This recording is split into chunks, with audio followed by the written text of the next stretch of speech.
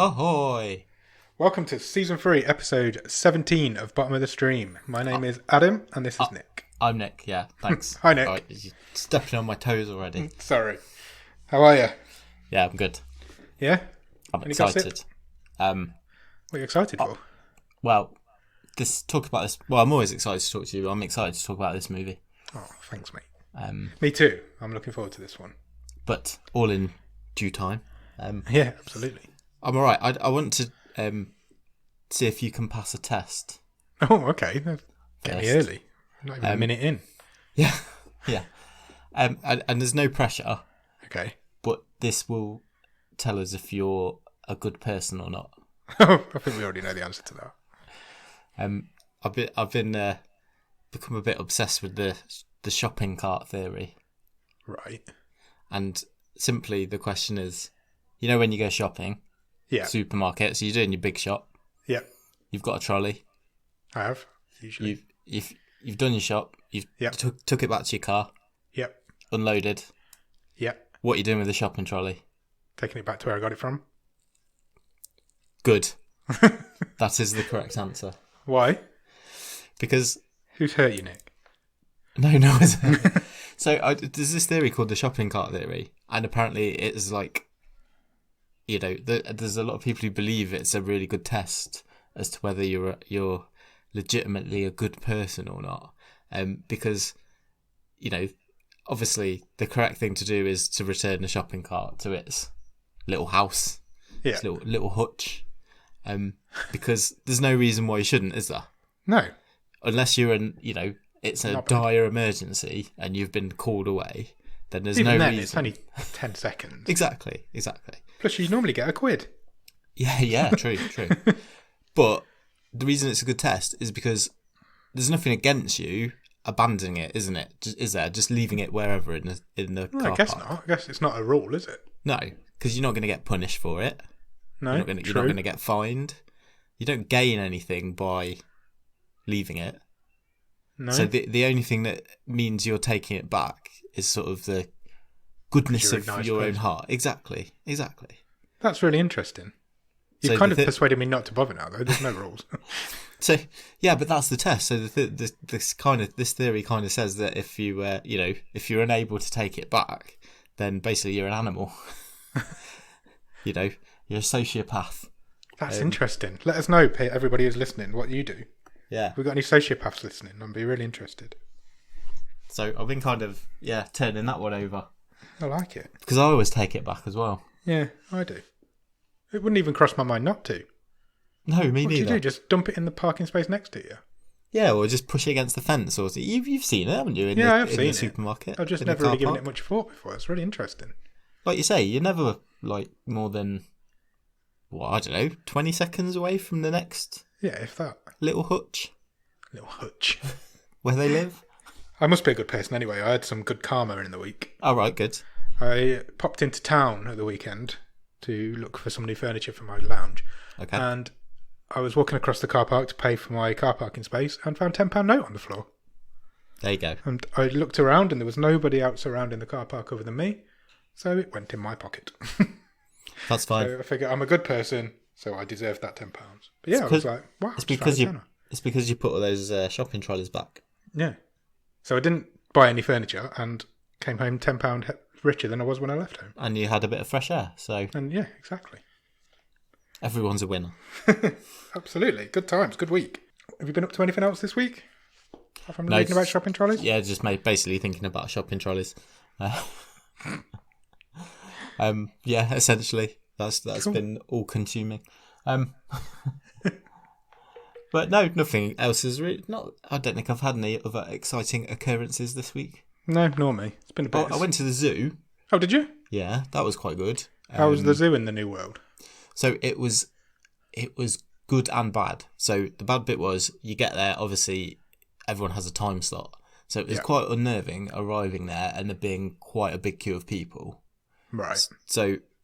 people were keeping their distance, that was fine. But it's just a long time since I've seen that many people in a line. Yeah. But we got in and we got a bit tactical because they've put in a one-way system. Right. Where we're like, but you can go around as many times as you want. So we're like, well, let's just zoom past these. We'll get ahead. Yeah. Got ahead. Basically missed out a few monkeys. And we then had 2 hours. We barely saw anyone else. Oh, that's a really clever idea. So you go right ahead, and then you end up going up behind everybody else. Yeah. So we were ahead, and we got to like the playground. No one there, so the kids could like run around on it. Awesome. It was really good. Some even on the little break we had at the playground, the baby ducks were coming up to say hello. Nice. Saw the tiger out. I don't see him out very often. Yeah, it was really good. Cool. Good things happen to good people, you see. Yeah. That's what it is. So everybody's getting good juju this week. That's nice. I'm glad. I'm glad you got back to... I know you enjoy the zoo, and I'm glad you've got back to it. Zoo enthusiast. Zoo enthusiast. Enthusiast. I'm going with it. I've not done the socials. Shall I run through the socials? Yes, let's do that. Follow us on Twitter at BOTS_podcast. Our Instagram is the same, at BOTS_podcast. You can join us on the website at www.bottomofthestream.com, where you will find every episode we've ever done and all 3 seasons stream tables. Also, you can find us on Patreon, which is www. I keep saying www. Nobody needs that anymore. No. Patreon.com/bottomofthestream, where you will find where you will be able to get some merch, some extra bonus episodes, some early access to episodes, a wild card if you come in at a certain level, and it's just a couple of quid a month, and we'll join our little pod family. Sure. If you can't do that, then please leave us a review on Apple Podcasts or on Podchaser or anywhere else you can leave reviews about podcasts on your desired podcast app. Because that really helps with the algorithms and it helps put us in more people's ear holes. Absolutely. Get us some more downloads. They say every hole's a goal, but our only hole that's a goal is your ear hole. So ear hole goals. Yeah. Awesome. That's where we want to penetrate you. Nice. Have you got any Netflix news? Let's move on. Okay. Sure. I've got... Did you hear about what happened this week with season 2 of Derry Girls? I did. That was one of my pieces of news that I had written down. Well, there you go. News checkmate. So that's really weird. Derry Girls is a Channel 4 sitcom. Yes. I think I've seen like the first couple of episodes. I can admit I've never seen an episode of it. I don't really even know what it's about. And I thought it was okay, but didn't go back to it. But it's very highly rated. It's about some Irish schoolgirls in, I don't know if it's 90s. I think it might be in the 90s. And season 2 was released onto Netflix last week. Yep. And then 4 days later, it wasn't. Yeah, it just removed mysteriously. And basically Netflix tweeted that, well, sorry about that. Turns out we were a bit early putting that up. We'll let you know when it's back. What I found really interesting about that tweet was they said all that and then they put check it out now on all 4. Yeah. So they're actually pointing people to somebody else's streaming service, which I thought was really interesting. Do you think that's an apology? Do you think they'd done it by mistake and they're like, shit, let's get everybody over to all 4 to apologise? Yeah, that, or they were just seeing if they could get away with it. That's weird, isn't it? How things can just appear and disappear like that. That is odd. Someone's not read the fine print of some contractual agreement. Yeah, it's weird. Oh no, I read that earlier today. It's really interesting. Anything else? Apparently, so I can't attest to this because I do not have an Apple TV. Not me. Apparently, there is a shuffle button on Netflix. Right. If you have an Apple TV. And it will pick something for you to watch. Just what of everything? Well, I think you can shuffle. I think the one I read said films or TV, but I presume it again is based on your algorithms or your list. So I don't know if it chooses from everything. But yeah, they have just added a shuffle button on Apple TV. Apparently, they've added their own randomizer. Is that what you're telling me? Yeah. Someone's trying to put us out of a job, man. Sounds like it, yeah. Well, I suppose we could use it. Instead of having the randomizer, it'd be easier than trying to keep a list and keep the thing on Netflix as well. Just let Netflix do all the work. It's got to be algorithm based. You're not going to have I'm going to sit down for a family film and then it picks Hotbot. Oh, imagine if it picked Hotbot for you. That'd be annoying. I wonder if that's a ploy to get people to watch stuff that people don't watch. That's Maybe. Interesting. I might have to look into that a bit more. That's fascinating. I hadn't heard that. That's quite interesting. And maybe it does randomise off your own list. Yeah, that would make more sense. That would make sense, and that would help us because we could just use it rather than having to maintain a list and the randomizer. And yeah, you to forget to put the sound up on your app every week. Every week, without fail. I might just put in a fake sound effect in from the next season. No, easier. I like the effort you have to go to. I've got one more piece of news. Okay. Snowpiercer finished its first season this week. Sure. Last week now, as of the podcast. It has been renewed for season 2.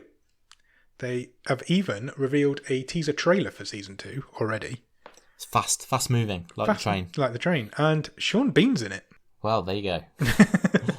I imagine he'll die in episode 1, but he's in as it. is in his contracts, yeah. Yeah, he has to die pretty early in everything he's in. So yeah, it's only finished this week, and the season 2 must have already been filmed, or be in the process of being filmed now for them to be able to release a trailer for it. Yeah, maybe they'd got a head start on it and things had shut down. Who knows?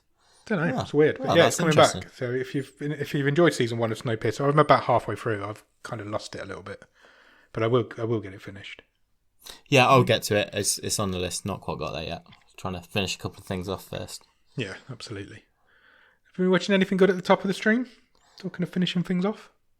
Yeah, I've watched a couple of things. So I will start with. So we were going to watch a movie last weekend, and then kind of watched a movie, but we went with finally the interactive Kimmy Schmidt experience. Oh right, yeah. What did you think?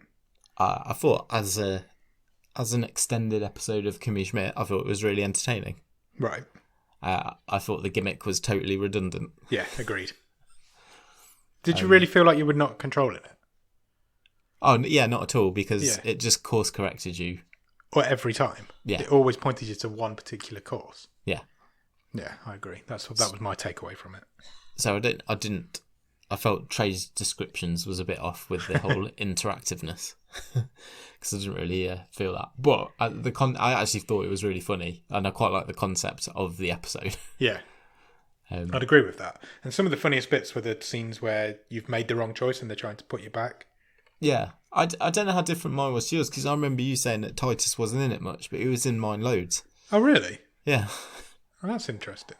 You know when it comes up continue watching on Netflix now? Mine shows just under halfway. So does it? I feel like I've only seen probably half of it anyway. The thing that did annoy me with it is we got to the end and the credits were coming up, and Amy Sedaris' name was up. Yeah. And I didn't see her at all. I saw her a couple of times. She wasn't in our version. Not at all? No. That's interesting. She was in mine a couple of times. Maybe it is more random than we were giving it credit for then. I don't doubt there's loads of cut scenes and bits that that I didn't get to, but yeah, I didn't feel like I was influencing what was happening. No, the story was always going to be the same no matter what. Interesting. Maybe I'll give it another go. See how it comes out as a second time. Yeah. Well, what else have I watched? I'm now on to season 3 of The Sinner. Oh yeah, that was season 2. Season 2 was we had a bit of a difference of opinion because my wife preferred it and I thought the first one was better. Yeah, all right. That's not like you and your wife to have different opinions. Oh no, never happens. No, still really good, and a really good performances, isn't there? Season 3 is very different again. It's a lot more psychological. Oh right, okay. And a bit slower moving, but I definitely have much less of an idea of where it's going. So yeah, interesting. I will get back to it. It's still on my list. It's one I've fallen away from. Pretty dark stuff, that. Yeah, definitely. And then finally, the only other thing I've watched 2 episodes, the first 2 episodes of Rick and Morty. Oh, finally! The other week. From the beginning? Yeah. I've never seen it at all. Never seen any of it. So, yeah, I watched the first 2. I really liked it. It's brilliant, isn't it? It's so random. Yeah, I found it really entertaining. Good. I'm glad you've got onto that. It was which was the second one, the Inception parody. That's I liked it. It was good. Awesome. Are you going to stick with it? So, Yeah, definitely.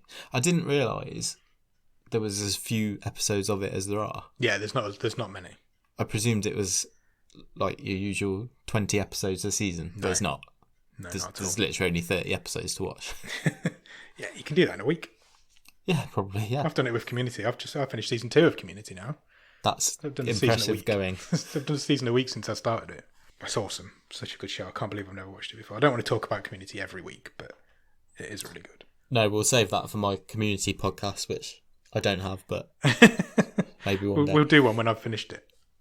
There's kind of no point now because they actually, John there's already McHale as well, and isn't there? Ken Jeong have a podcast, so Maybe they I'll start listening to that. they talk about Community and have various people on from Community.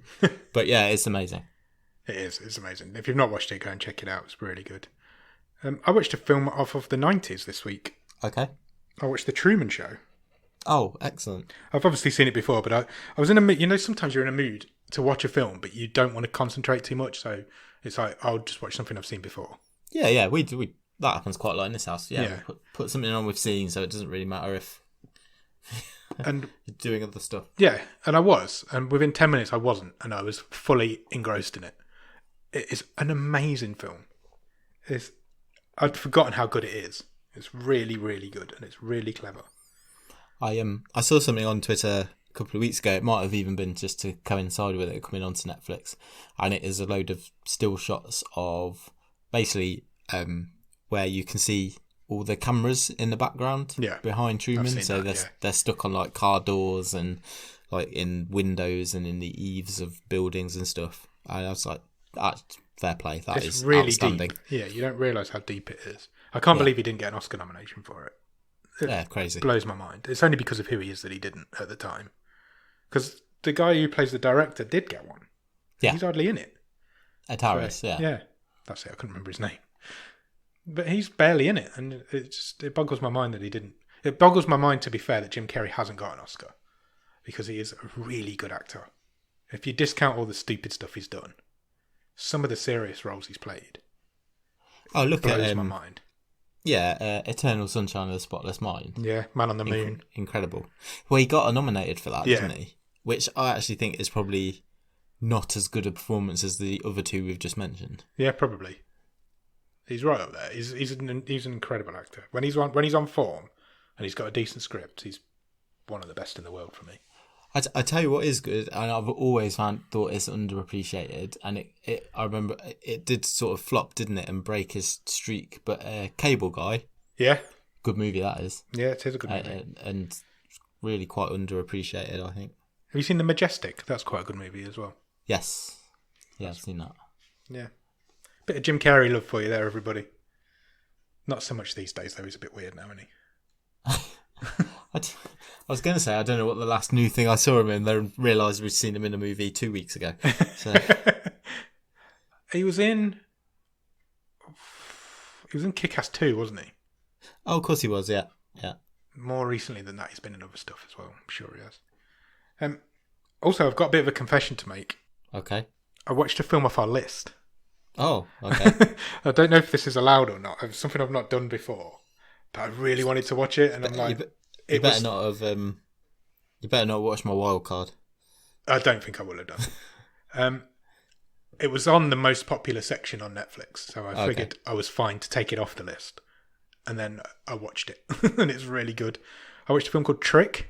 Right. Okay. I didn't even know that was on our list. I've seen the thumbnail on Netflix. So yeah, that was probably on the like you say, the trending.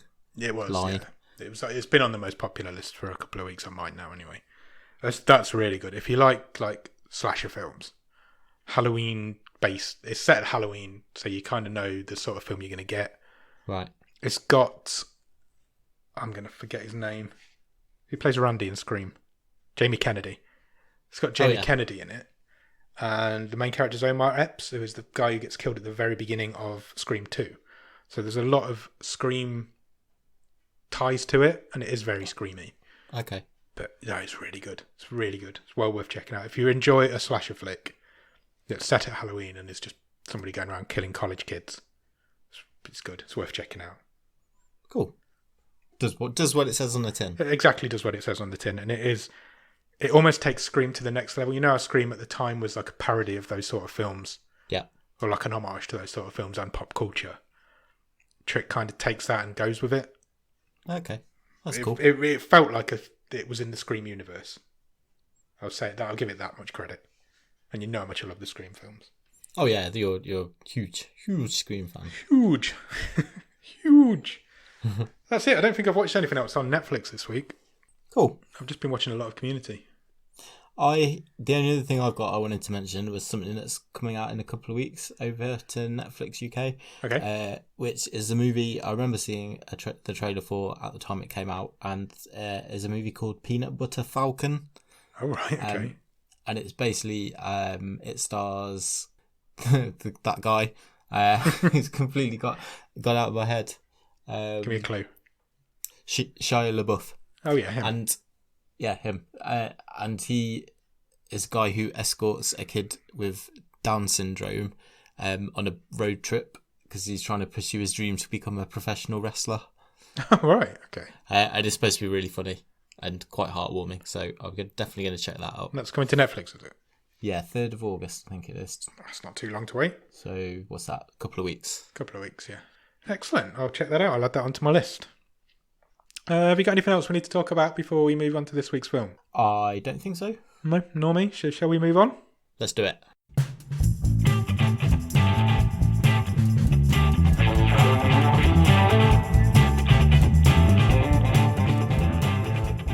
Okay, let me open my notes. This week we watched a film called Super Dark Times, and never has a name been more apt. It is from 2017. It is a 15, runs for 1 hour and 43 minutes, and is currently rated at 6.6 on IMDb. Stars a guy called Owen Campbell as a character called Zach, who has been in a few things, nothing that I'd ever heard of. I don't think he's like super famous. Unlike the other guy, there's a guy in it called Charlie Tahan, who plays Josh, and you will have seen him because he's been in pretty much all the big, like, what, you know when TV shows just like ascend TV and they become like popular culture things? Sure. Things like Ozark has just done recently. He's in that. Right. He's also in Gotham. He's also Who's in Gotham? He was a lot of that. Scarecrow. He's only in a few episodes, but he was that.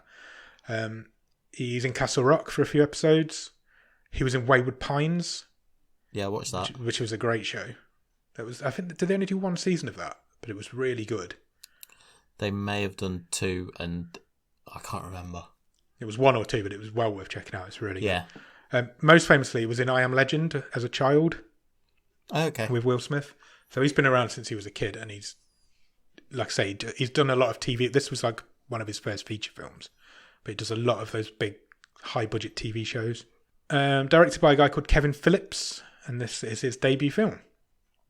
And written by two guys called Ben Collins and Luke Petrovsky, and they haven't also written anything film-wise before. So there's not much worth talking about with those guys. Do you have a one-word review of Super Dark Times? It's not big, it's not clever, it's not funny, but I am just going with dark. It's so dark. Let's get this on the table to start with. This is, considering we did Zombievers last week, we are at the opposite end of the scale this week to the extreme. This is a dark film. We're not finding much in the way of lightheartedness here, are we? No, not at all. This film's called Super Dark Times, and watching it last night was a super dark time. How does the film start, Nick? Well, I presume we're at dawn. Yeah. I wasn't sure at first if it was dusk or dawn, but due to what happens next, I presume it is early morning. So we have got some beautiful scenic shots of a pretty sky and sort of all these trees silhouetted against it. Yeah. And then we sort of pan across and the camera comes up on a school. Yes. And there is a broken window. Yeah. And there is a trail of blood. Yeah, leading down a corridor. And that corridor leads to, was it a classroom or a lunchroom or? I think it was a classroom. There was a lot of desks in there. Yeah, there was a lot of desks and people in there. And inside this room is, now what was it? There was a dead animal in there. Or a dying animal in there. It was a deer. Yeah, I thought it was a deer. It was massive. It big was old like unit. It was a buck, wasn't it? It had full-on antlers and everything. So somehow this buck has got through the window of the school, caused chaos in the school, and then died. Or Well, no, it's still in alive, the middle isn't of dying. It? It's very laboriously breathing, isn't it?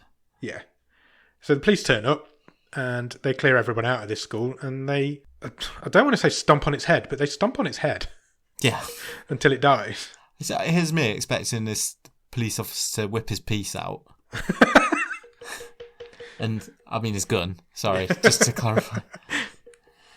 Because, it's not like the police don't do that in the States. It's America and they carry guns. And I thought, fine, he's going to put this animal out of his misery. But no, he curb stomps it. Yeah. Now, this isn't referenced again during this film. No. And it isn't mentioned at all by any of the characters in the film. Well, only one of the characters in this film is there to witness it. Yeah. So what the fuck was going on? I think you would say this is what you call laying down a marker. Yeah. For the rest of the movie. This film's going to be dark. Here's a dead deer. Sure. So the only person that witnesses this that we will see throughout this movie is a girl called Allison, who's a student. Yeah, we'll learn more about her later on. So it cuts from there to two lads sitting in like a basement of a house. These are our two lads, Zach and Josh. And they're watching scrambled porn on the TV and discussing hot girls in the yearbook. So they're a couple of horny teen boys. What? They're basically like, would you? Yeah. Yeah. No. Yeah, all the way through, even like to teachers and everything. What sort of what year are you placing this in? I'm saying this is 90s, early to mid 90s. Bill Clinton was president. Yeah. So yeah, it's got to be early to mid 90s, doesn't it? The TVs are all old, but it doesn't give you that sort of. No one's got a mobile phone. No, which is probably a good thing. Yeah. As to what happened. So yeah, I'm thinking early to mid 90s. Yeah, agreed. That was my thinking as well. But I quite like that it didn't specifically say. Yeah, absolutely. So I'm quite happy with it not being spelt out to me or by a. You didn't need it because you can tell by the technology and the clothing and the fact that Bill Clinton's the president. Kind of gives it all away. You don't need to be spelt out any more than that, do you?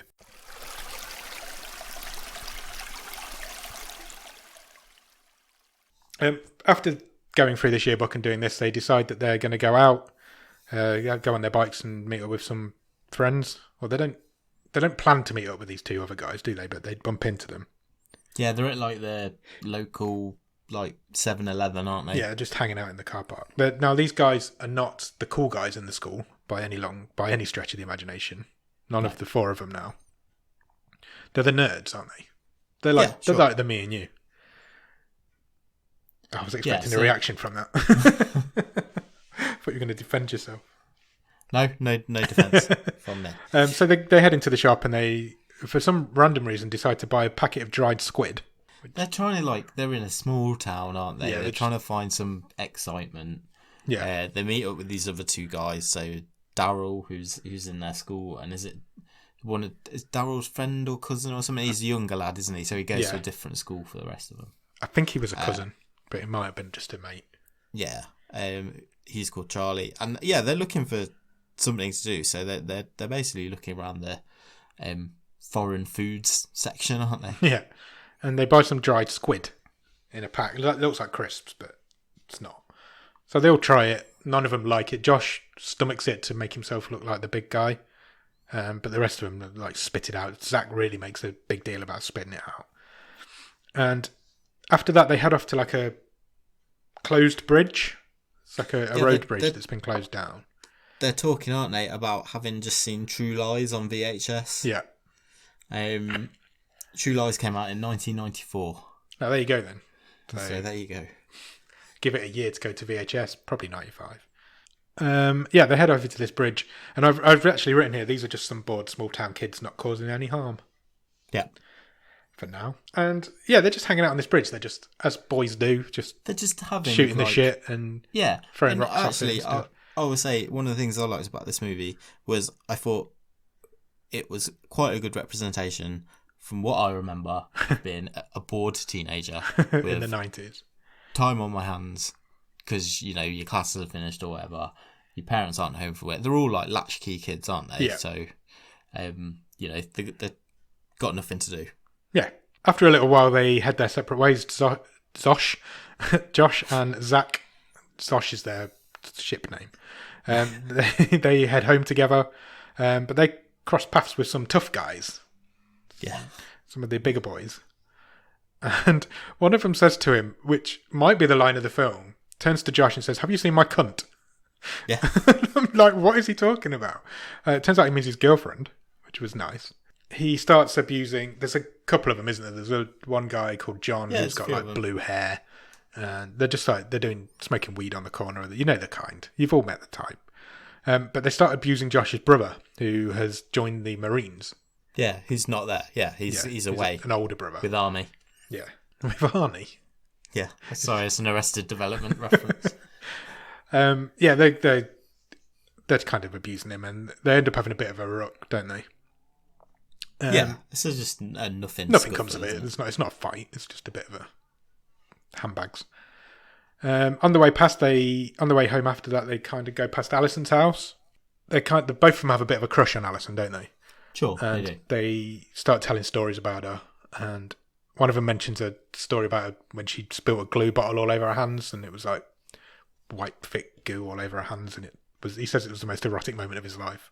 Yeah, that's Josh who says that. Yeah. And talking of Josh, so we said that this Charlie Tahan's been in quite a few other things. Yeah. Now I don't remember if he normally wears glasses, if that was just a thing for this movie, or indeed it was just the style of eyewear that he had in this movie. But I thought he was an absolute doppelganger for Martha Plimpton from the Goonies. That's a great shout. And I could not get it out of my head. I hadn't spotted that, but that is a great shout. It really does. Like, they could be twins. Yeah. Like, at the same age. So her in the Goonies. Yeah, probably like Parenthood, she was a bit old. But yeah, her in the Goonies and him in this. Yeah. That's a great shout. He really does. He's got the same facial features and everything. Check that out, everybody. That is true. That's a great spot. I'll give you that. We'll do a photo and maybe tweet them out together. I'll do that. Yeah, so they're talking about Allison, and then one of them shouts something really loud outside her house. Is it penis? Just as like a joke. He shouts out really loud, just to wind the other one up. And they head home. Zach heads back to his house. Josh goes back with him, but then heads straight back to his house. Turns out, whilst Zach's been out, his mum's taken a call from Allison, who has called for him. Yeah. Which on the telephone? Yeah, on the telephone, which surprises him. Landline. Have you even got a landline? I haven't even got a landline. Have you got a landline? Yeah, I've got one. Never use it. Do you even know the number? No. Give it out. Find it and give it out on the podcast. See if anybody rings it. Be well. I don't know how to find it. Oh yeah.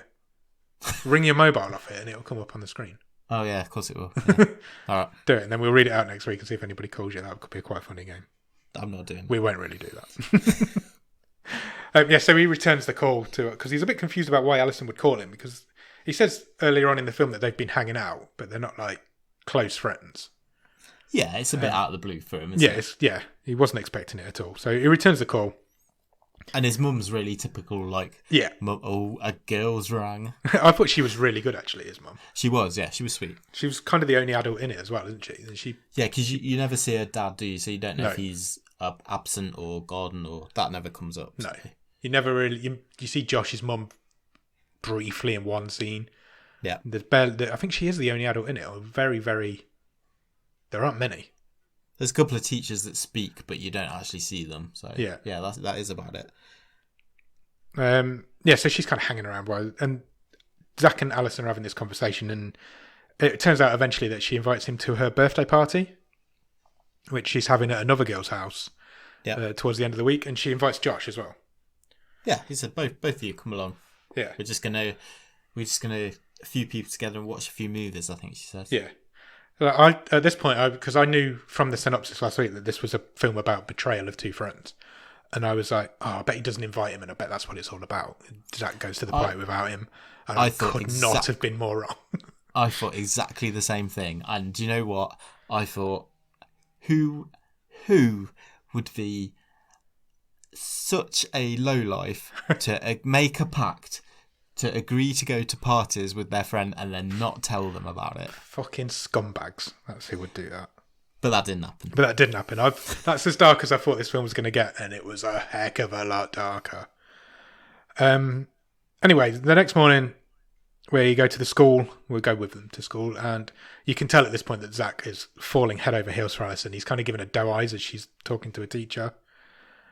And that's kind of the only scene you get at school that day. It kind of moves through the days quite quickly at the beginning.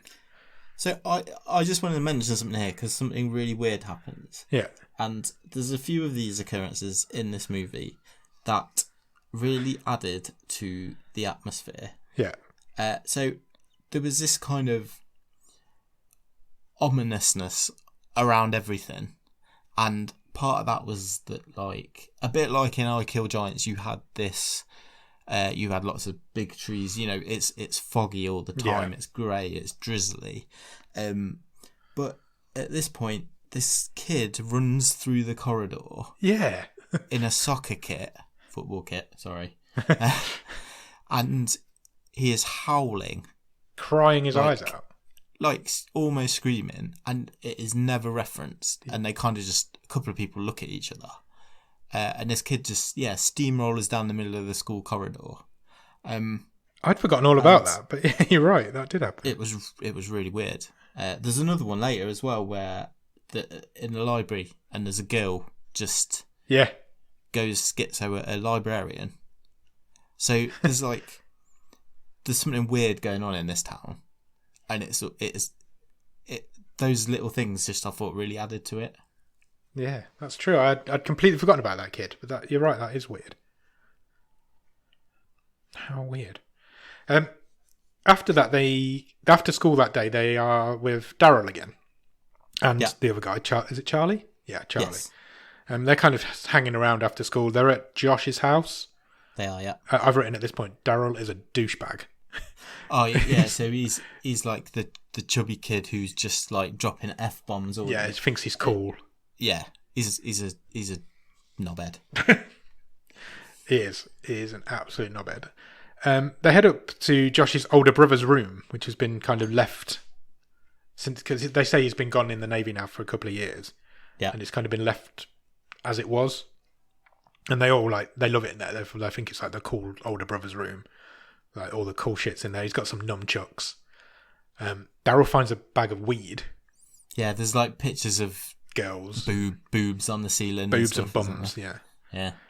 Daryl finds a bag of weed which he's desperate to smoke because he's never done it before and he wants to be one of the cool guys.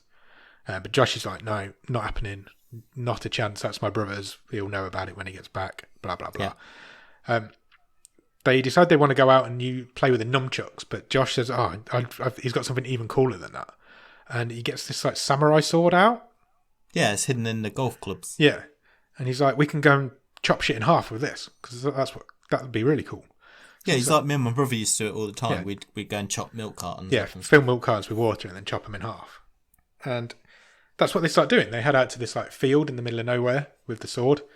And there's some really nice arty shots of this samurai sword going through the milk cartons. And it's clearly quite sharp, because it cuts them clean in half. While the three guys are doing this, Daryl's kind of snuck away and hidden in the background a little bit, and he started smoking the weed. Yeah, he's a lazy fuck, isn't he? Yeah. So he's just sitting watching them.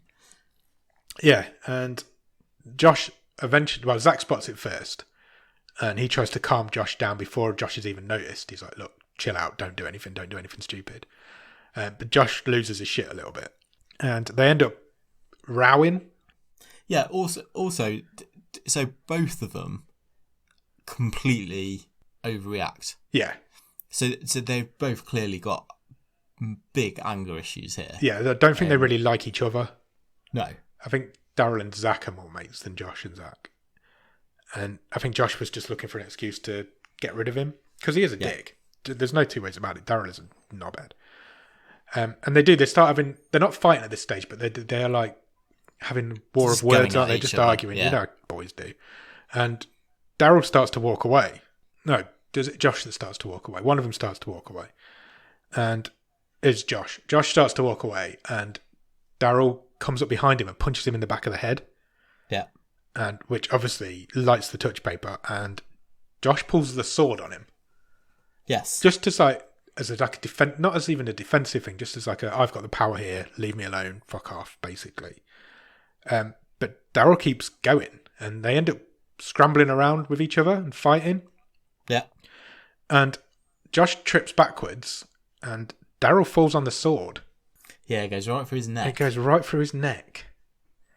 And he's like screaming and gargling, and there's blood going everywhere. The blood's all over Josh.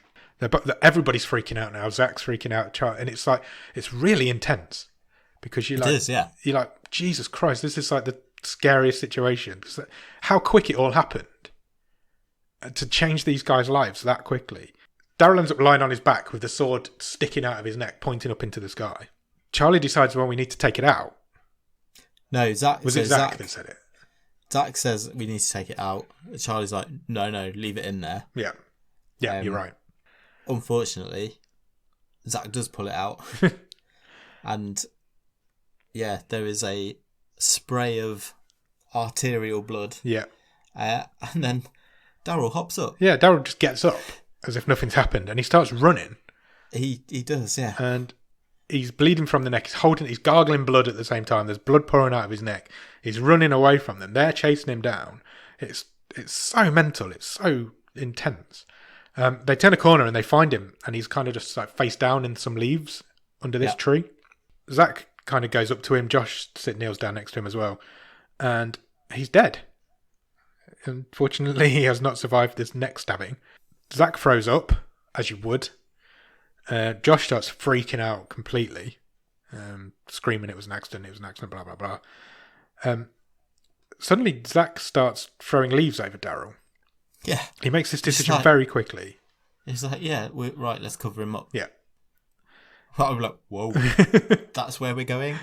Yeah, that's what they decide to do, and eventually all three of them agree. Charlie even agrees.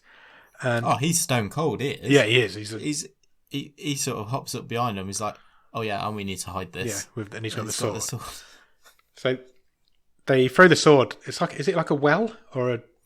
It's kind of like a cavern, isn't it? Or the entrance to a sort of little cave. Yeah, somewhere it's not going to be found anyway. And they completely covers Daryl's body up in leaves. And I'm like, I did not expect this. At this point, I was like, Jesus, this is going to be a crazy film from now on. That's super dark. To accidentally kill your friend and then decide to bury his body all in the space of 3 or 4 minutes. Yeah. That's crazy. They head their separate ways after this point. Zach's left with Daryl's bike. So Josh takes Daryl's bag, doesn't he? Yeah. And Zach ends up with the bike. So he's like, I'll hide the bike. We'll get rid of the bike. So we kind of left with Zach then, and he takes the bike and he hides it under this like bridge, I guess. Yeah, he's taking it to like a train. Yeah, I don't know if they're abandoned, but yeah, he's under a railway bridge, isn't he? And he kind of hides the bike under there, and then he loses it a little bit, and he starts punching the wall, and he smashes his hand up quite badly. Heads home, and when he gets there, he kind of looks down, doesn't he? He's like, "Oh shit, I've left blood all over." There's blood all over the wall now. So he then has to go and ditch the bike somewhere else. Yeah. Eventually, he heads home, and when he gets there, Allison's there waiting for him. His mum's let her in. And he's obviously not quite in his right frame of mind at this point because he's just seen one of his friends get murdered. He doesn't tell Allison to leave, but he kind of goes, I'm going to my room. And she follows, because he's hurt his hand as well. He's in agony. Yeah. So she kind of follows him, and they almost kiss. They sit on his bed, and he starts crying, doesn't he? Yeah, he does, yeah. He puts his head on her shoulder, and she thinks it's just because he's hurt his hand and he's been a bit of a wuss. But they don't kiss. He kind of pulls away at the last minute, and she leaves. Yeah, she says, I couldn't stay for long, whatever. Yeah, I'm all going. That sort of stuff. Yeah. But then his mum comes in, and she's like, right, let's have a look at this. Yeah. And she's like, yeah, you've fucked this up. Your hand is fucked. He tells her he's fell off his bike, doesn't he? Yeah. And in the next scene, he's lying in bed and he's got his hand in plaster. So they've obviously been to the hospital. Yeah, exactly. Sometimes past, he's been to hospital, he's got his hand plastered up. The next day, Josh doesn't turn up for school, which kind of freaks Zach out a little bit. He's like, we need to be more normal. We need to behave as if nothing's happened. So after school, he heads over to Charlie's school, which is a different school, because he wants to like get their stories straight, which makes sense. But Charlie, like you said earlier, is stone cold. He's like, look, fuck off, go away, don't talk to me ever again. We're not friends. If anybody says we're not friends, we don't know each other, because they've got no ties. Yeah. I think they've all known Daryl for quite a while, but there's no tie between Zach and Josh and Charlie. No. Zach kind of takes out any strides, like, fair enough, and he heads over to Josh's house. But Josh ignores him. They don't communicate at that point. We don't see Josh for a little while. No, we don't. He kind of disappears. He heads home. Zach's mum comes into his bedroom later on and tells him that, do you remember that kid Daryl you used to play with when you were a kid? His mum's just called me, he's gone missing. And she, obviously when his mum called, she mentioned that she thought he was at Josh's house. But Zach's like, no, I haven't seen him for years. He's not been at Josh's house. Yeah, he outright lies. He says, like, no, I was with Josh all day. It was only the two of us. Yeah. So his mum's like, oh, something weird's going on. So she tells him to like stay close to the house, be careful, don't go too far. Then we get the first of one of a couple, 2 or 3 dream sequences. Yeah. And Josh, I'm going to get their names are so similar, I'm going to get them mixed up all the time. Zach gets woken up, this isn't a dream, by a banging on his bedroom door. But when he gets there, there's nobody there. So he heads off into the lounge looking for his mum, but there's nobody in this house. And when he turns back, dead Daryl's standing there. Dead Daryl. Dead Daryl. Cut away for a minute and cut back, and Zach is lying on the floor, and dead Daryl's sitting on him. Yeah, he's just like, I don't know, Yokozuna, isn't he? It's like niche 90s wrestling reference. I love it. Well, yeah, he'd have been around at this time. Yeah, he would have. Yeah, pretty much. And it's Christmas as well, yeah, by the way. Yeah, the whole film's set at Christmas. There's fairy lights everywhere. This is a Christmas film. Yeah, sure, of course it is. Dead Daryl was just like squishing him. Yeah, he's bleeding. Zach's bleeding quite heavily as well from this. So, and then suddenly wakes up, but he's in absolute agony. His stomach's cramping for some reason. He screams for his mum. Absolutely, because the way he's acting, it's like he was in pure pain. Yeah. And he reveals that he hasn't eaten anything for a couple of days now, and that he's taken some sleeping pills. Yeah, so he's just got... He's losing his mind. Cramps. Is what's happening. As you would. I think it's pretty normal. He goes to school the next day. Everybody's talking about missing Daryl. There's even an announcement comes over the tannoy by the principal that Daryl's missing. And if anybody sees him, blah, blah, blah. While that announcement's going on, did you notice the weird thing that went on with this girl with the pen behind him? Yeah, so this was another thing, which I just found it really freaky. So it was creepy.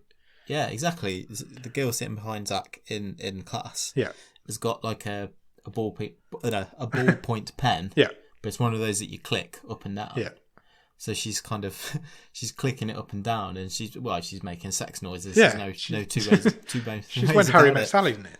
And and she's making this pen look erotic.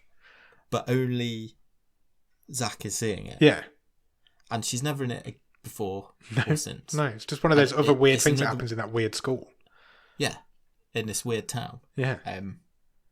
Yeah.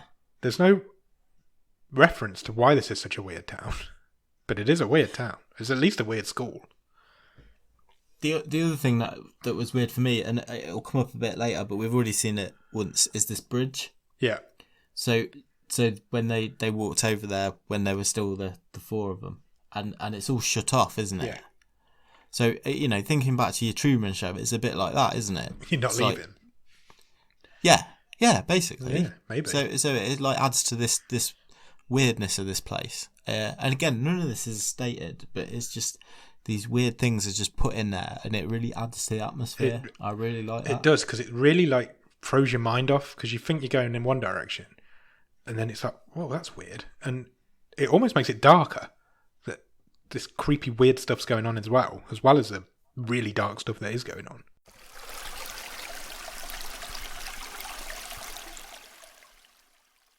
Just after that, he goes back to see Josh again, and this time Josh does see him. But Josh is not in a good way. Zach tells him that he wants to go back to the site where it all happened, just to make sure that everything's in order, I guess. I think he says, I want to check on Daryl. Yeah. basically. And Josh is like, no. Why would we go back? Yeah. That is a ridiculous idea. Yeah.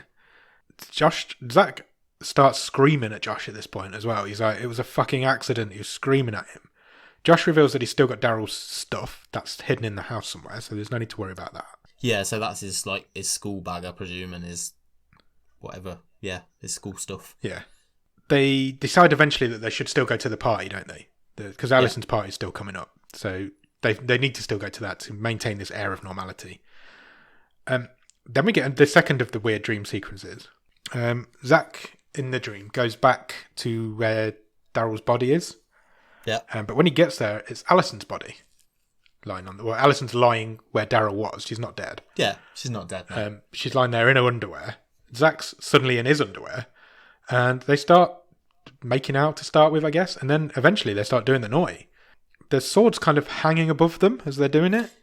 It is. So the camera pans back and the sword's just in midair hanging above them. And then it pans back even further and Josh is watching. Yeah.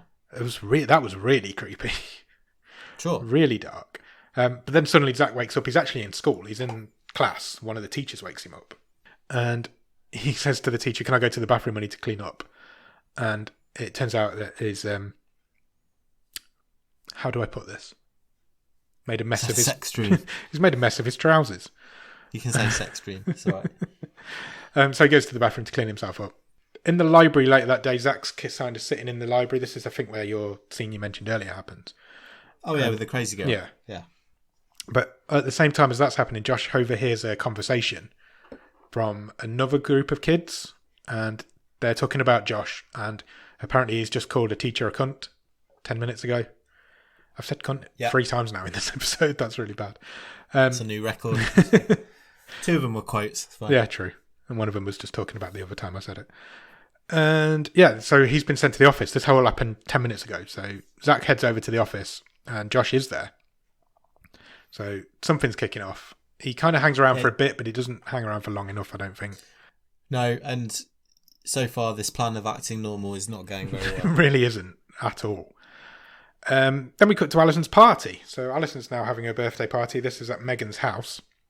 I don't know why it's not at Allison's house, but it's not. It's at Megan's house. I think it is addressed because I think Megan says her parents are away. She does. It's You're right. Something like that. She's right. Because it was supposed to be a get-together, just of a few mates, but it's now turned into a party because her parents have gone away. You're right. It's a rager, isn't it? Yeah.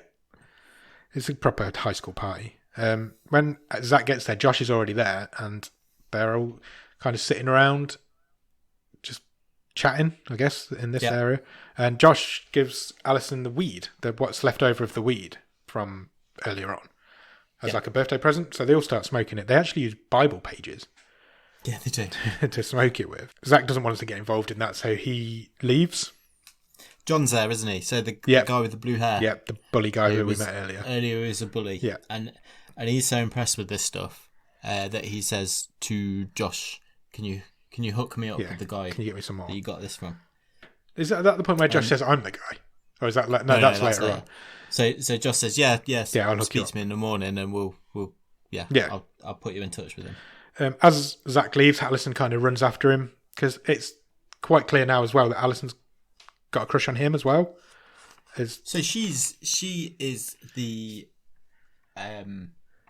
she's wearing the trousers. Yeah. So she is now actively pursuing Zach. Yeah. And it's come at a very bad time. It really has. It's going to come at a worse time for him. They go to kiss again, but they accidentally clash heads this time. And so Zach pulls away. For some reason, he won't kiss her. He can't kiss her. No. Next morning at school, back at school, Zach gets word that John has been killed. John is now dead. Yeah. Because he hears... Somebody says to him, have you heard about that kid that's died? So he instantly thinks, oh shit, somebody's found Daryl's body. But it turns out that John is dead. Zach obviously knows that John was going to meet Josh the next morning. And John has met a grisly end somehow. Yeah. On the aforementioned bridge. Yeah. Abandoned bridge or closed bridge. He's either fallen, jumped or been pushed off this bridge. Nobody knows at this point. Zach asks Allison for one of her friend's phone numbers. It gets a bit convoluted here because Yeah, it took me a while to work out who he was. He was trying to get hold of Charlie, but Yes. Allison, his friend, knows Charlie's sister. with Charlie's sister. So he asks Allison for Charlie's sister's phone number, which she gives him eventually. She gives him her new landline phone number first, and says, "Ring me tonight. I'll give it to you." Allison at this point also thinks that she can clearly see there's a rift between Zach and Josh. Yeah, and she sort of says, "Oh, have I broke you up?" Yeah, basically. Am I the reason that you guys have fallen out? So again, clearly they're not acting normal because other people have now started to notice that their relationship has changed. Yes. And she's not wrong. No, she's completely not wrong. She is one of the reasons. Yeah. But also, big fat dead Daryl is and now quite a big reason. And now blue-haired dead John. Yeah.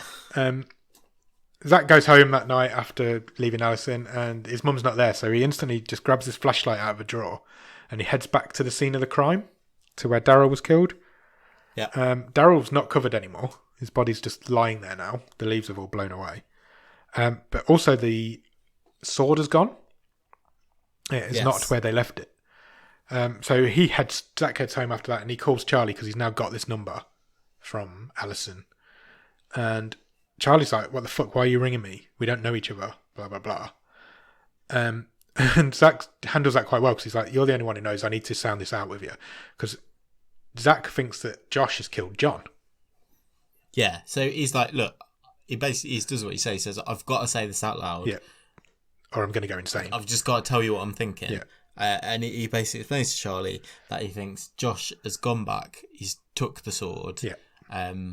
He's messed with. Yeah, because Daryl's body was. I didn't say that. Daryl's body was all chopped up.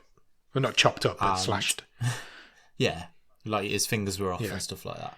Which at first I just thought was like maybe down to animals and stuff. Which maybe it was, and that's like a good bit of misdirection. Possibly. Because we're still not sure. No. You know what's going on here with Josh. And yeah, so Zach's saying, I think Josh is. You're doing it now. Zoc and Josh. Yeah, I think Josh has took the sword. He's messed with the body, and then he has killed John. Yeah, that's Zach's theory. Charlie's just like, I don't give a fuck. Yeah, Charlie's like, I don't give a shit. I don't know you people. Just leave me alone. Yeah. Get out of my life. And he hangs up eventually. And is that the last time we saw Charlie? I think it is. I think he's done now. Zach's mum comes home at this point. She's got Josh in tow though. She's with Josh. So we now know that Zach thinks Josh is a murderer, and now Josh is here. Zach tells Josh that he went back and that the sword's gone, and Josh kind of doesn't react well to that.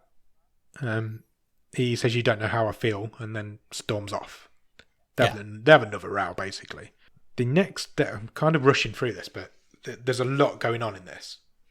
An awful lot going on in this, and we'll get to it at the end. We'll pick it apart at the end, but yeah, you got a couple of things happening concurrently. Yeah, now. Especially in this third act, because it goes mental from here. Yeah, so Zach is looking for some proof to his theory, basically, isn't he? So just the next day now, he finds himself outside Josh's house. Yes, and there's no one there. Yeah. When he knocks the door, so he lets himself in. Yeah, he knows where the key is. So he does. It's always under the doormat. Always. And he's looking for the sword, obviously. Yeah. But he can't find it. No. So he looks through Josh's room, can't find it. Can't find anything. And then he happens to be leaving, and he notices on the answer machine. It's like the received calls. It's like this big 90s box next to the phone, isn't it? It's like a call logger, yeah. It's like... Yeah. What's... going back to Scream, she had one in the beginning of Scream 2, Neve Campbell's character. It's like just basically caller ID thing, isn't it? It keeps a log of who's called or who you have been calling. And Allison's number's on there, which he knows because it's written in big letters on his plaster because she wrote it on his arm. So Josh has called Allison. And we know... No, ours is the way around. Oh, okay. You think Allison called Josh? Because I thought the film was quite specific in pointing out that, to our knowledge, Allison has not given Josh her number. Yeah, no, you're right. But she did give it to Zach. Yeah. So this number has dialed Josh's house. Yeah. Fair play. And that would make more sense about why it would be on the display as well. Zach kind of freaks out at that point because he thinks now that his best mate's a murderer. Yeah. And so he races over. He's like... And he's also jealous. Yeah, massively. So he races over to Allison's house.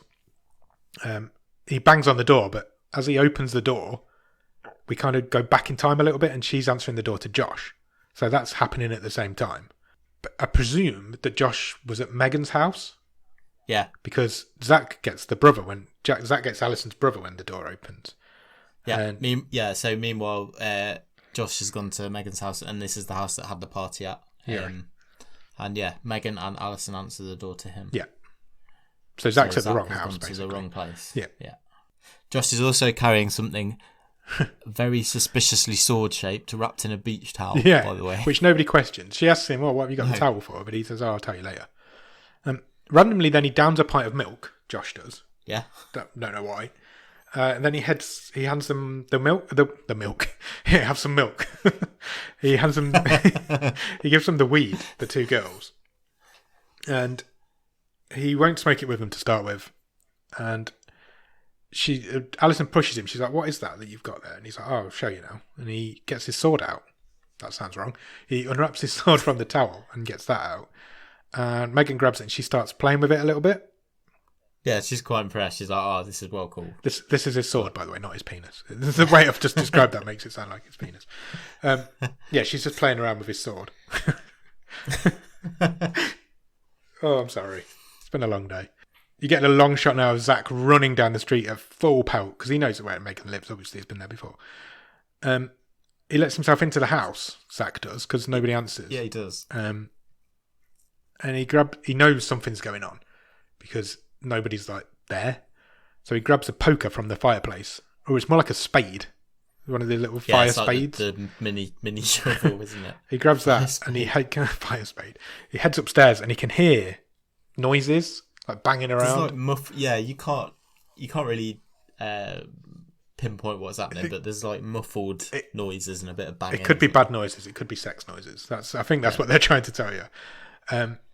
Turns out it's not sex noises.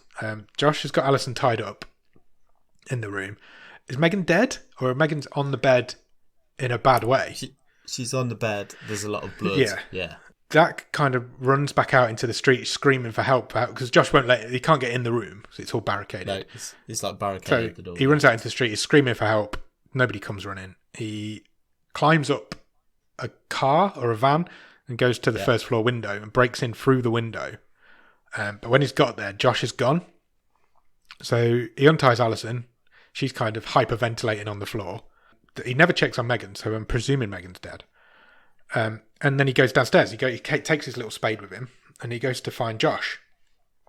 And Josh attacks him from behind with the sword, slices his back. And they have a bit of a sword fight, don't they, with the spade? Yeah. Zach manages to get a few good blocks in with the fire spade. Yeah.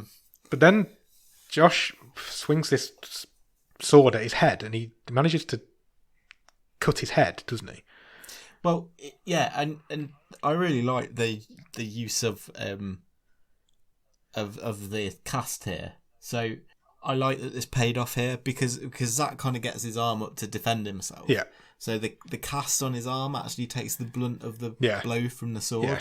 It does cut his head as well, but the cast takes most of the punishment. But the cast has stopped the sword being embedded in his skull, and instead it just causes Josh to sort of, as he's pulling the sword out of the cast, it pulls along his scalp, doesn't it? So he's got a nasty cut, but he's not got a sword embedded in his brain. Yes, exactly. So. Zach gets up and he manages to run. He manages to leg it out into the garden. Josh manages to take another swipe at him. I think he cuts him on the back again. Yeah, gets him on the shoulder, doesn't he? And it ends up with Zach lying on the floor and Josh standing above him. And Josh takes the sword down into his leg and he kind of stabs him in the leg and he's burying it in his leg. And Zach is screaming. He's acting his ass off. Yeah, and Josh is like turning the sword, isn't he? Whilst it's in his leg. They fight a bit more. Josh gets on top again and he strangles Zach at this point. And he's got his hands around his throat. And luckily for Zach, a friendly neighbour comes by, and he manages to pull Josh away. Yeah. And this man's holding Josh, and Zach just sucker punches him and knocks him clean out. Cut to the next scene. We're coming towards the end of the film now. Cops are absolutely everywhere, all around this house. There must be between 5 and 10 cop cars, I think. Zach's being treated by a medic, an ambulance lady, and Josh is sitting in a cop car, in the back of a cop car, just looking all broody. Allison gets pulled out onto a stretcher. Yeah. And Josh you can see Josh, and he's sitting in the car, and then he just backs away, so he kind of disappears. In the next scene, Allison is back at school. She's there on her own. She's got some sort of scar on the back of her neck, which she covers up with her hair. And the film ends. Yeah. Now, what are your thoughts? I've got a question. Go for it. Me too. So, I think I really liked the fact that we never found out what happened to Zach and Josh. Yeah. Now, I think with Josh, it's pretty cut and dried. He's killed. he's killed this girl. He's attempted to kill his friend. Yeah. He's off. He's gone. Yeah. But we don't get any resolution to the whole Daryl situation. Yeah. Which I find is a really interesting choice. So clearly, with the last scene where Allison's back in school, there is someone else sitting behind her where Josh sat previously. Yeah. So has she moved schools, or has he not come back to school? Yeah. Something's changed in the dynamic of the school, but I don't know. There isn't a lot of resolution to the whole film.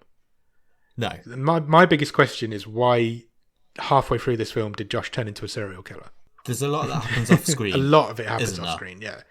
For a couple of reasons. So we don't, because we're following Zach, we do not see Josh unravel. No. So it is a bit of a leap that he is suddenly a sword-wielding maniac. You would almost say that his character isn't quite developed enough to earn it. Yes. And I'm not taking anything away from the film, but it came a bit out of nowhere that suddenly John's dead. Suddenly Josh is an sword-wielding maniac that's killed another girl and tried to kill another one. And it just kind of happened in the third act, and it was like it was a bit weird.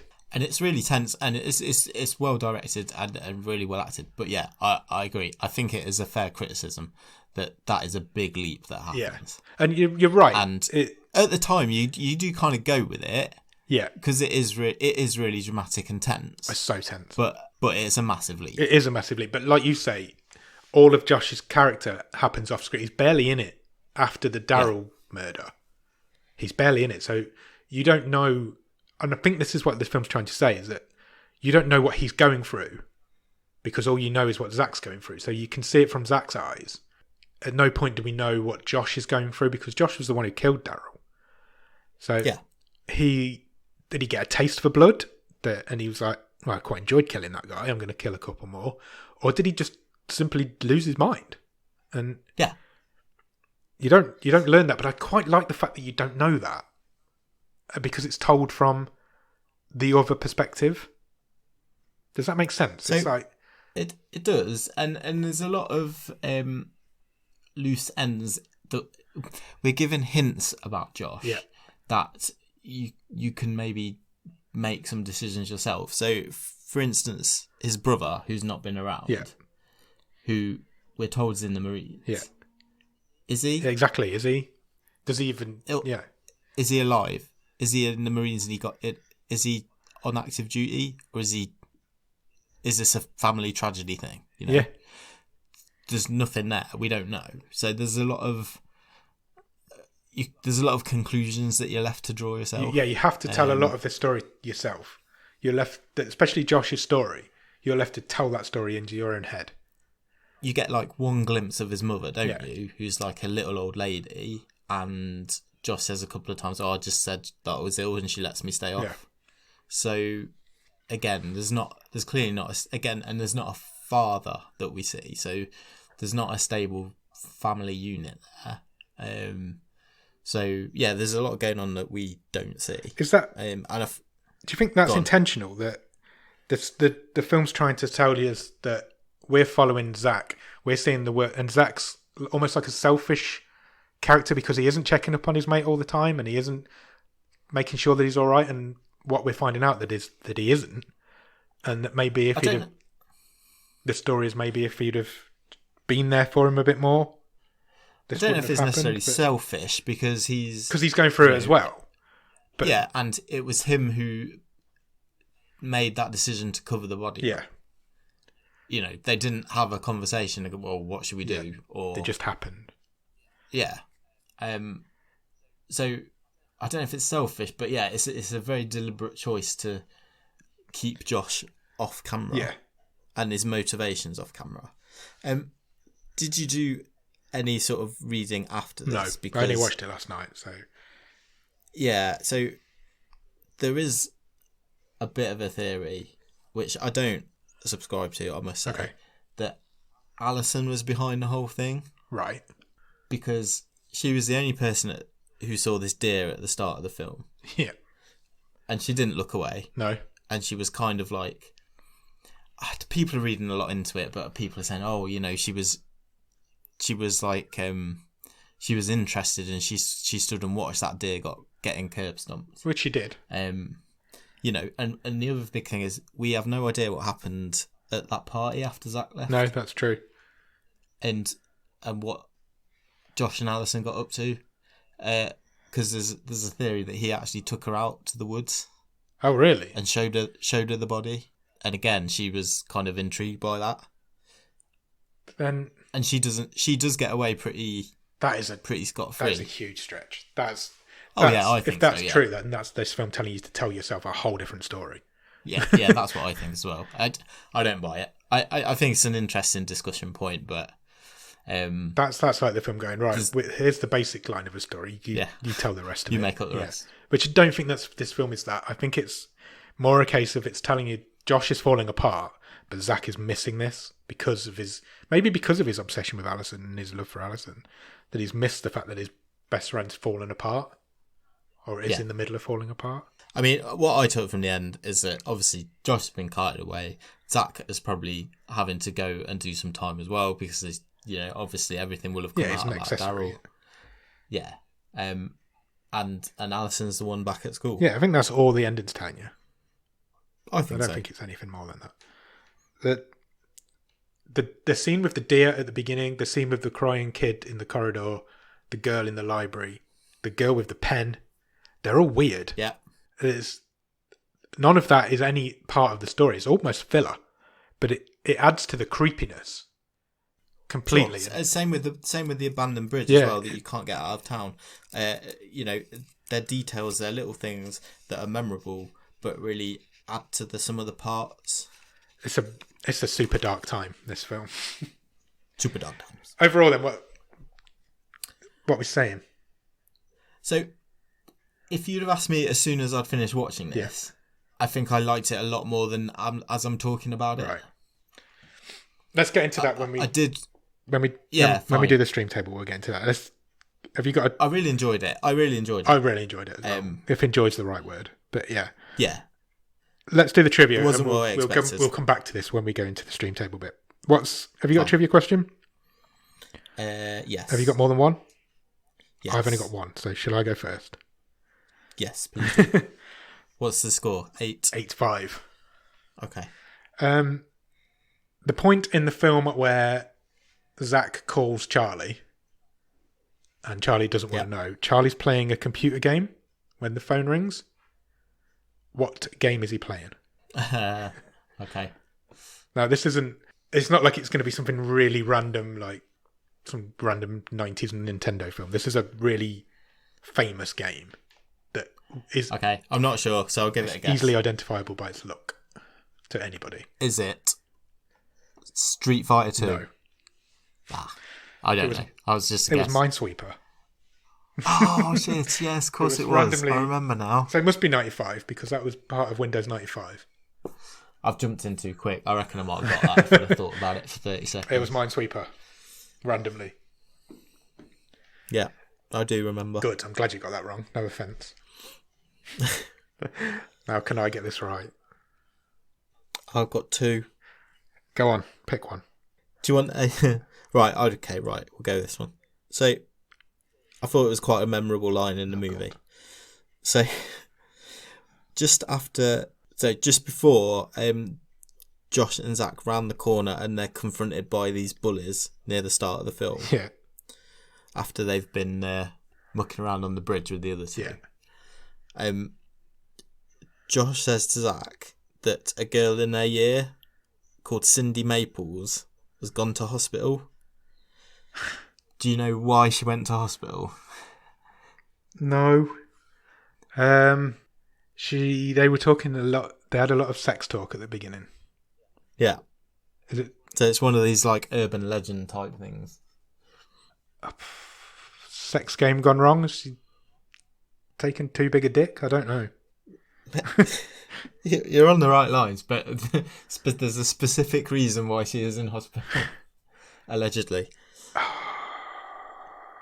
She got a dildo stuck. Can you be more specific? What, as in stuck where? What was stuck where? Something stuck up her ass. It's not quite right. How wrong is it? Wrong hole. And wrong item. It's a carrot stuck in her vagina. If it's something close to that, you've got to give me that. I mean, I think can I give you it? Something stuck inside her vagina. Yes. I think I got that. You've got to give me that, surely. I'm feeling in a good mood, so okay. What was it? Have it? A frozen hot dog stuck in a vagina. I was close with carrot. That's close enough. Are you going to give it me? As you do. Yeah, go on. Awesome. 8-6. I'm getting there. That's good news. Thank you. Shall we talk about the stream table? Sure.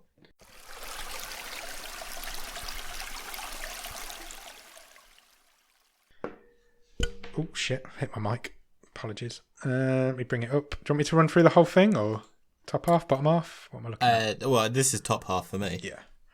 I'll run through it from 7 then. Take Me's at number 7, Mutes at number 6, Peelers at number 5, First Match at number 4, Bad Day for the Cut at number 3, Fast Colour is at number 2, and The Bad Batch is at number 1 currently. Before we start, the acting in this film is some of the best acting we've ever seen. Yeah. I think that's without, especially the guy who played Zach. I thought he was magnificent in it. It really felt for him all the way through. I think the story's really clever. It does slightly go off a cliff in the third act, but like we've decided that that's intentional. What are your initial thoughts? So, as I was starting to say earlier, if you'd have asked me, in the sort of immediate aftermath when we're finishing the movie, I think it's the best thing we've seen this series. Yeah. I think that's where I'm still leaning. There is a question mark for me over just how big a leap that last third is. I agree. The first 2/3 of this film are by far the best thing we've seen this season. But it's not even close. It's a lot further ahead. It's just whether that final third not ruins it, but brings it down enough. Yeah, and I think I think I could overlook it because, we've obviously just spent an hour talking about it. Yeah. And I've thought about this movie quite a lot in the last 24 hours since I've seen it. And I think it is quite memorable. It is the best. They are the best performances we have seen this season. Possibly ever. The role, the guy who played Zach, possibly the best acting performance we've ever seen on the show, in my opinion. It was very good, yeah. And it's well directed. It looks great, and it's ominous, and it is just those weird things that happen. I really dug that. Yeah. I agree. And it wasn't what I was expecting. I wasn't expecting something this brutal. No, it was. Like I said to you at the beginning, I thought it was going to be about a guy who didn't invite his mate to a party. Yeah. And it really wasn't. It's as dark, if not, it's probably darker than any film we've watched on any of the stream tables in the history of the show. It's super dark. In terms of, Yeah, I guess in terms of, there's no... I would say there's no happy ending. Allison's starting again. But yeah, There's no happy ending to this film. There isn't. Yeah, she's literally wearing the scars on her neck, isn't she? It probably is. What we have to decide is if Josh's descent into madness is intentionally missed out of the film on purpose, or if it's bad writing, then it can't be a number one. But personally, I think they did that on purpose to show, because we saw all of the films from Zach's perspective. Because we saw all of the film from Zach's perspective, he missed the fact that his friend was losing his mind and going out of control. Yeah. And if that is intentional, then it's really well written. Yeah, or the fact that this is a guy who maybe was on the precipice anyway, and it's almost Zach's fault because, like I say, he took the decision to bury the body, and everyone went with it. Yeah. So, I if they'd have just fessed up, obviously they're not getting away with it. No, but his friend would have been in a safer place. Yeah. And that's got to be intentional. Yeah, it's got to be. I would have said. This film's number one on the stream table, isn't it? Yeah, I think so. Wow. It is so good. Honestly, we're doing it a bit of a disservice by talking negatively about it. It's a really good film. It is, yeah. It's really well made. It's really well written. It's really, really well directed, and it's got some of the best acting performances we've seen since we started the show.